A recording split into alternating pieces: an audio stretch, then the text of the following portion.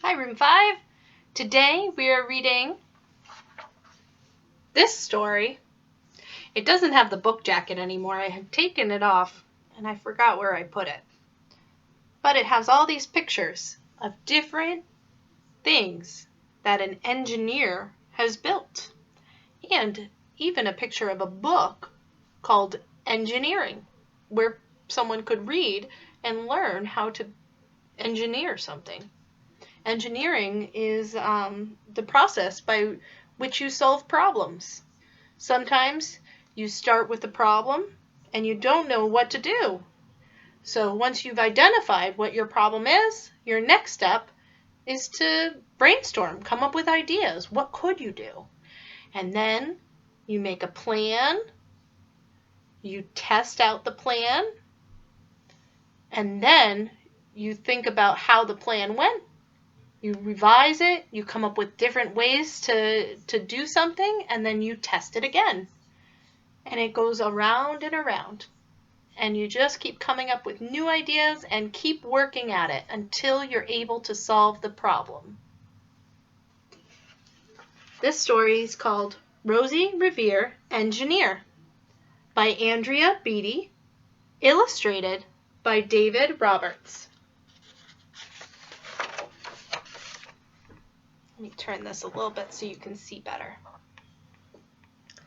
This is the story of Rosie Revere, who dreamed of becoming a great engineer. In Lila Greer's classroom at Blue River Creek, young Rosie sat shyly, not daring to speak. There's Rosie right there.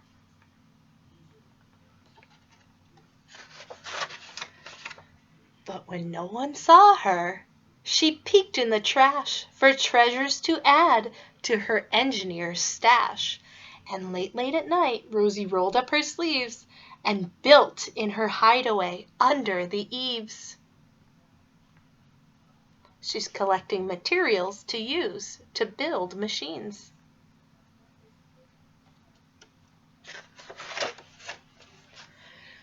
Alone in her attic, the moon high above, dear Rosie made gadgets and gizmos she loved. And when she grew sleepy, she hid her machines far under the bed where they'd never be seen.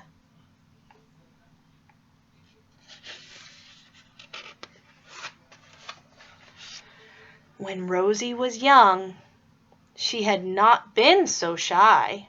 She worked with her hair sweeping over one eye and made fine inventions for uncles and aunts, a hot dog dispenser, and helium pants.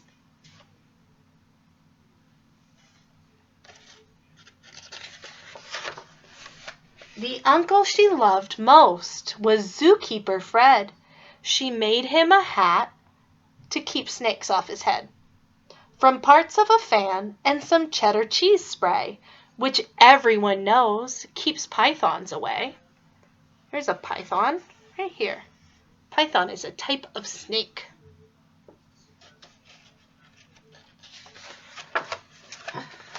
And when it was finished, young Rosie was proud. But Fred slapped his knee and he chuckled out loud.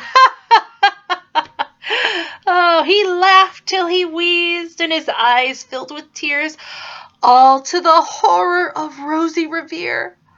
Look at her face. Who stood there embarrassed, perplexed, dismayed. She looked at the cheese hat and then looked away. I love it, Fred hooted. Oh, truly I do. But Rosie Revere knew that could not be true. She stuck the cheese hat on the back of the shelf, and after that day, she kept her dreams to herself. She was embarrassed someone had laughed at her, and then she didn't want to try anymore. She didn't want anybody to see what she was building, because she was afraid that people would make fun of her. That's not nice.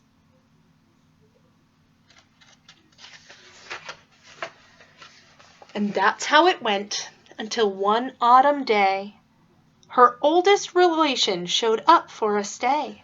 Her great-great-aunt Rose was a true dynamo who'd worked building airplanes a long time ago. She told Rosie tales of the things she had done and goals she had checked off one by one. She gave a sad smile as she looked to the sky. The only thrill left on my list is to fly. But time never lingers as long as it seems. I'll chalk that one up to an old lady's dreams.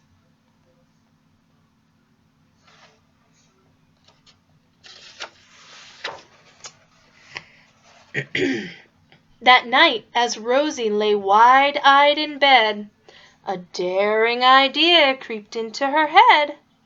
Could she build a gizmo to help her aunt fly? She looked at the cheese hat, said, "No, not I." She's afraid someone will make fun of her again. But questions are tricky, and some hold on tight, and this one kept Rosie awake through the night. So when dawn approached and red streaks lit the sky, young Rosie knew just how to make her aunt fly. Even though she was afraid, her ideas kept coming into her head over and over again, and she kept thinking of new ways to build something.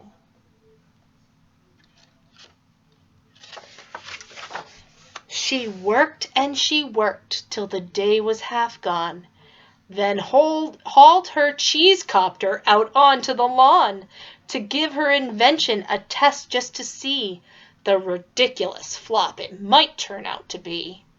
See, now that she's had an idea and a problem, she created a plan, she built her plan, and now she's going to test it.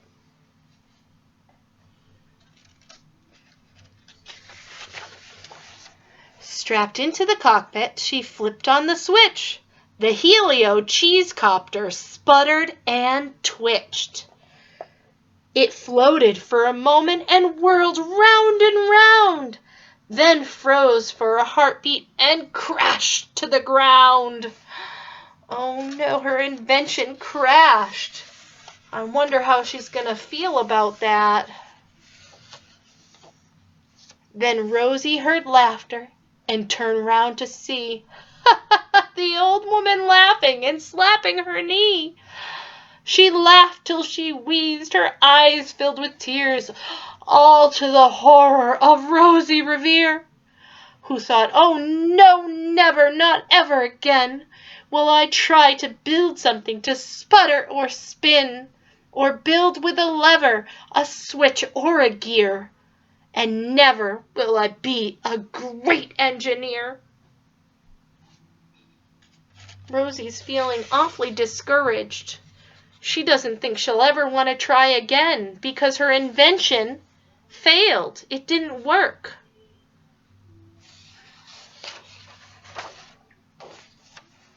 She turned round to leave, but then Great-Great-Aunt Rose grabbed hold of young Rosie and pulled her in close and hugged her and kissed her and started to cry. "You did it! Hooray! It's the perfect first try!" Young Rosie was baffled, embarrassed, perplexed.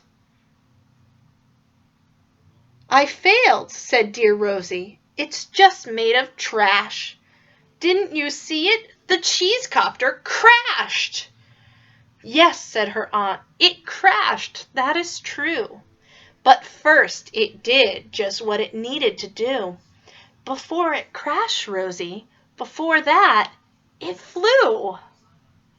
Her aunt's trying to tell her it worked. It just didn't work for a very long time. So what are they going to do next? I wonder. "Your brilliant first flop was a raging success. Come on, let's get busy and on to the next." She handed a notebook to Rosie Revere, who smiled at her aunt as it all became clear. Life might have its failures, but this was not it. The only true failure is if can come is if you quit. Look at all the drawings her aunt had of different flying machines. That's part of the process. Before you build something, you can draw it, make a blueprint, so you have a good, clear picture of what you want to build. Look at that. They're back to work. Even though the first one didn't fly for very long, they're trying to build something else that might fly better. They're trying to improve their invention. Let's read the words. They worked till the sun sneaked away to its bed. Aunt Rose tied her headscarf around Rosie's head. See?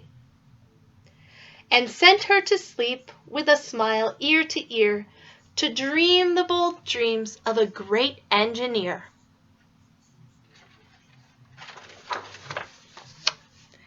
At Blue River Creek, all the kids in grade 2 built gizmos and gadgets and doohickeys too. With each perfect failure, they all stand and cheer, but none quite as proudly as Rosie Revere. The important thing to always remember is that an engineer will try and try and try again.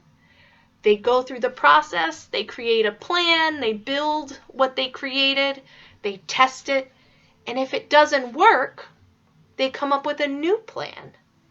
And then they test it again. And sometimes, even when it does work, you can think of an idea that might make it even better.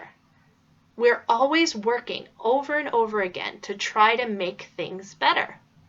So if you build something and it doesn't work the first time, that's okay.